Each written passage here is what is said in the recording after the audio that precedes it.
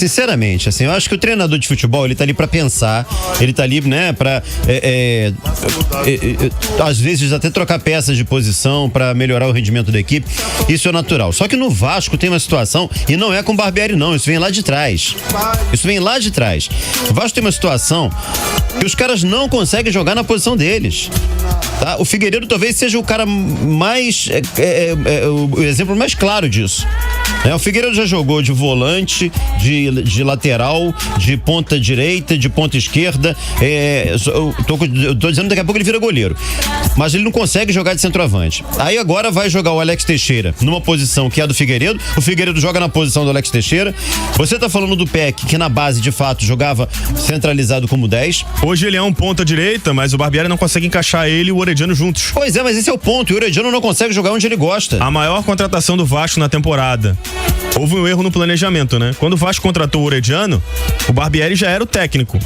Como que você gasta tanto dinheiro, a maior parte do seu orçamento, numa contratação de um jogador que só joga no setor onde o Vasco já tem um atleta? Mas não seria melhor você tentar colocar assim, esse cara é bom aqui, esse cara joga aqui.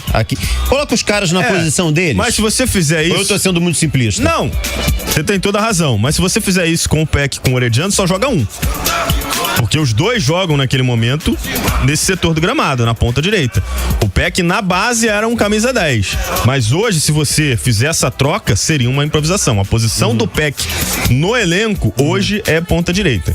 Mas a gente também vê uma diferença de tratamentos, né? Por ter sido a maior contratação da temporada até aqui, por hablar, como a gente diz na gíria do futebol, né? O Orediano tem o direito de não jogar na posição dele. Ele não foi testado em outra posição ainda.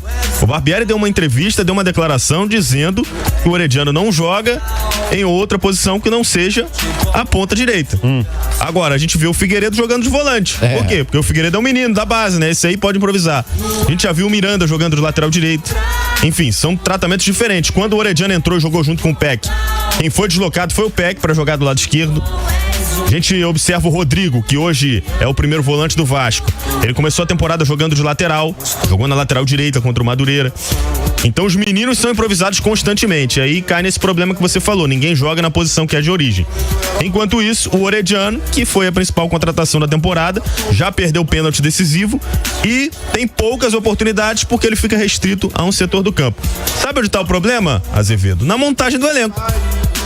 O Vasco tinha uma verba à disposição, foi no Orediano, que era um jovem de destaque no Vélez. Acho que todo mundo considerou uma boa contratação à época. Claro. Mas com o dinheiro que o Vasco tinha naquele momento, o Vasco precisava de contratações emergenciais. O Vasco estava montando um elenco do zero. Então o Vasco não estava no direito de fazer uma aposta a longo prazo. Porque se o Vasco não contratasse a curto prazo, não teria um time competitivo para jogar a Série A do Campeonato Brasileiro. Aconteceu exatamente o que eu acabei de falar. O Vasco gastou praticamente todo o dinheiro que tinha à disposição para as contratações e não montou um elenco confiável para fazer um primeiro turno seguro, mesmo gastando todo aquele dinheiro. Outros times da Série A que fazem um campeonato relativamente competente não gastaram na janela o que o Vasco gastou. O orçamento do Cuiabá é o mesmo do Vasco? Não é. O Ronaldo estava sendo criticado aí no Cruzeiro porque não gastava, não comprava jogadores. E o Vasco gastou um caminhão de dinheiro no Orediano, uma excelente contratação a longo prazo, mas que a curto prazo não joga porque não tem espaço no time. Então, por que no momento em que o Vasco foi fazer as contratações, o Vasco não buscou uma peça de uma posição em que o elenco era carente? É um erro claro de planejamento. Com isso, o Vasco hoje não tem um primeiro volante, não tem um reserva pro Pedro Raul, não tem um ponta esquerda, tem que improvisar, o Alex Teixeira tem que improvisar, às vezes, o Figueiredo. O Vasco não tem um camisa 10. E tá fazendo muita falta. E faltando 3-4 dias pra fechar a janela, pra não ficar com o elenco incompleto, vai no Santos e pega 2 refugos. Traz o Carabarral e o Juan. O Santos é um concorrente direto do Vasco.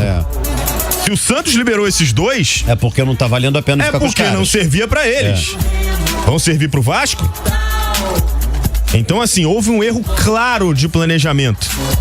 Por mais que o Carabarral tenha a qualidade dele, espero que ele demonstre. A estreia foi desastrosa no Vasco, mas ele tem um histórico relevante no futebol argentino.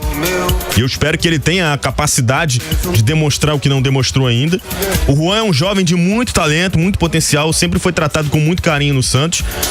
Mas não são dois caras que vão resolver os problemas do Vasco.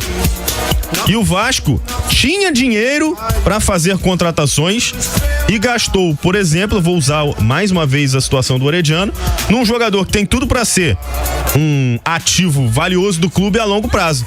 Mas o torcedor não tá preocupado nesse momento com o longo prazo. O torcedor quer ficar na Série A, o torcedor não aguenta mais lutar contra o rebaixamento. E esse elenco que o Vasco tem à disposição hoje é montado para, no limite, brigar até o fim. Se o Vasco não fizer uma segunda janela exemplar, vai passar sufoco até o fim do campeonato.